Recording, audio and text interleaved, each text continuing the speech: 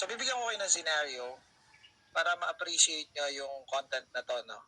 So, the purpose of this content is to enlighten you kung ano yung ginagawa sadya ng inyong husband or ng inyong asawa sa inyo. Okay?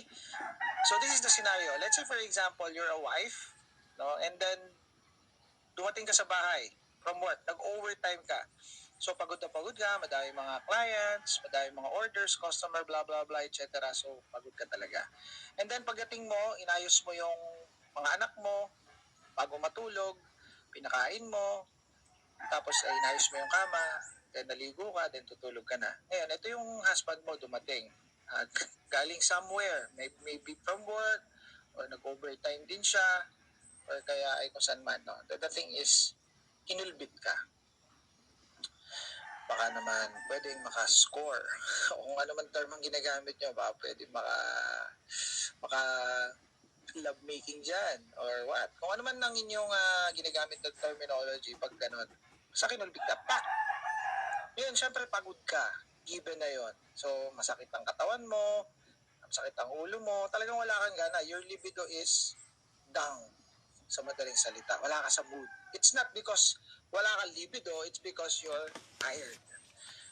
Sabi ng husband mo, siguro mayroon kang lalaki sa opisina.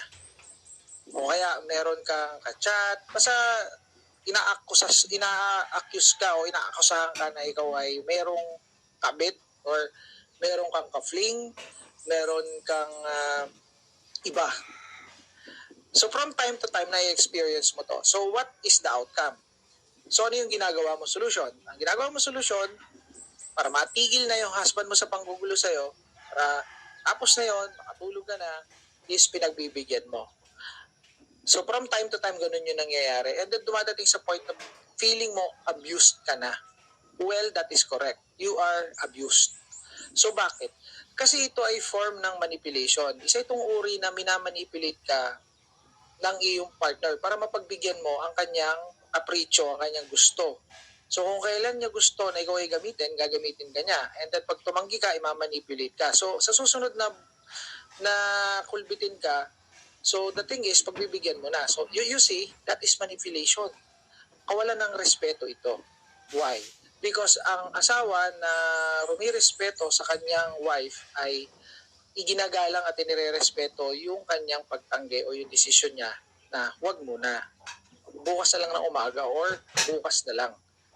Kasi pagod ako. So that's the thing. So if you respect your wife, you will say yes.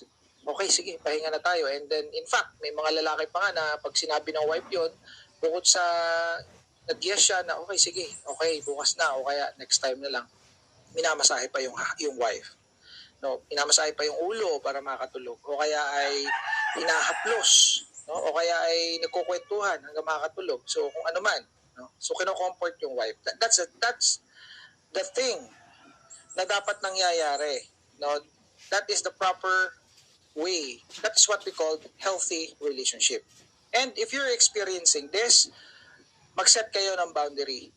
No, so ipaalam ninyo sa husband ninyo na hindi po pwedeng ganito yung nangyayari. No, you need to respect my boundary.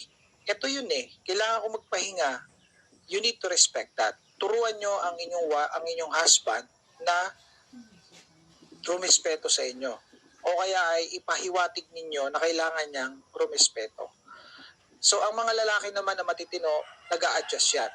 Ngayon, kung balasubas ang inyong asawa, hindi yan mag-a-adjust. And mag-isip-isip na kayo kung ganyan ang asawa nyo, na ganan ang ginagawa. Na parang bata, na pag hindi mo nabigay ang gusto niya, hindi mo nabigyan ng candy, o hindi mo nabigyan ng chocolate, magtatantrum, magwawala.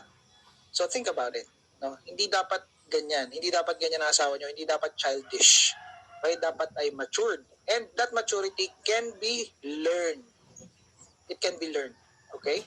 So, pero ito, no, if there's something else like narcissist yun, it will not. Wrong. So, kailangan aware din kayo doon. But if your husband is not narcissist, then you can explain and you can teach him how to respect you by setting boundaries. See you in my next content. Bye for now.